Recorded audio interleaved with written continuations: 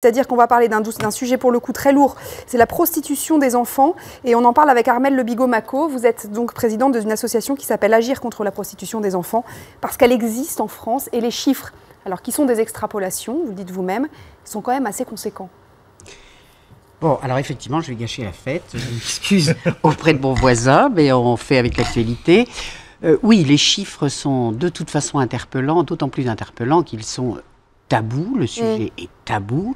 Et je dois dire que il m'a fallu une campagne, qui d'ailleurs toujours pas sur les écrans, mais j'espère bien qu'elle y sera, un peu choc et un peu provocante, pour alerter les instances, l'opinion publique, sur un phénomène qui arrive de façon quand même assez rampante, mais que nous, on connaît depuis déjà 2-3 ans. Vous dites entre 5 et 8 000 enfants qui seraient prostitués en France, et il ne s'agit pas que...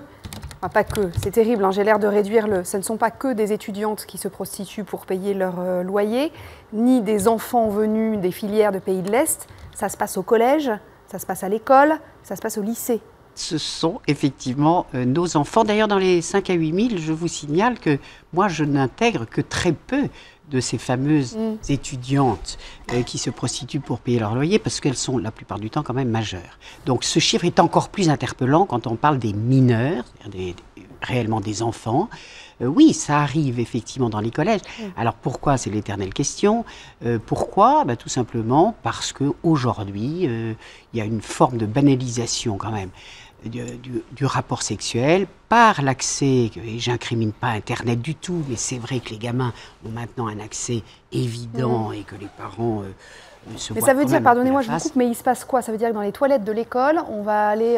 Alors il faut le dire, ça va couper l'appétit là encore, il se passe eh bien, des fellations tarifées, et je peux vous dire qu'effectivement, selon les établissements scolaires, les tarifs ne sont pas forcément les mêmes, puisque les gamins se mettent d'accord entre eux pour... Voilà. Donc ça veut dire quoi? Ça veut dire que, bien sûr, qu'il y a une banalisation de l'acte, mais il y a aussi cette société de consommation qui pousse les enfants à se procurer, alors j'allais dire de l'argent facile. Moi je considère que c'est un argent effroyable, parce que ça a des conséquences terribles sur les jeunes quand ils réalisent ce qu'ils font, c'est-à-dire l'estime de soi, confiance en soi, etc. Alors vous disiez tout à l'heure, vous aviez lancé une campagne de sensibilisation dont vous espérez qu'elle soit bientôt sur les écrans. Je vous propose qu'on regarde le clip, nous, du coup, là, puisqu'on l'a.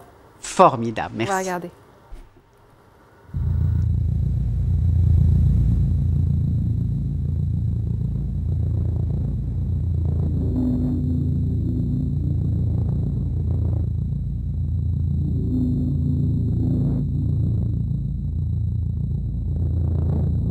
En France, des milliers d'enfants sont prostitués. Il est temps d'agir. Aidez-nous à aider les enfants. Faites un don sur acpefrance.fr. Alors ACPE, c'est le... Coucou, on est là. ACPE, c'est le nom de votre association. Vous avez vu Najat Vallaud-Belkacem en fin de semaine dernière. Enfin, en tout cas, elle s'est exprimée sur ce dossier. Alors, elle s'est exprimée sur ce dossier. Elle s'était déjà exprimée dans son ministère précédent, donc je crois qu'elle est réellement sensibilisée au sujet. Donc, je ne l'ai pas vue la semaine dernière. Je pars d'ici pour aller vous allez la voir cet au ministère de l'Éducation nationale. Je ne vous cache pas que j'en attends beaucoup, parce que j'ai mis au point un kit pédagogique destiné aux enseignants et sans doute aux parents, parce qu'on a énormément d'appels de parents qui sont quand même un peu démunis face à ce phénomène. Et donc, moi, je ne voulais pas lancer la campagne sans donner aussi un mode d'emploi pour aborder le sujet qui est, je le constate, très difficile. Ce que vous appelez le kit pédagogique. Ce qui est important de dire, c'est que cette prostitution qui se passe dans les écoles et dans les lycées, dans les collèges, ce n'est pas une prostitution organisée, en fait.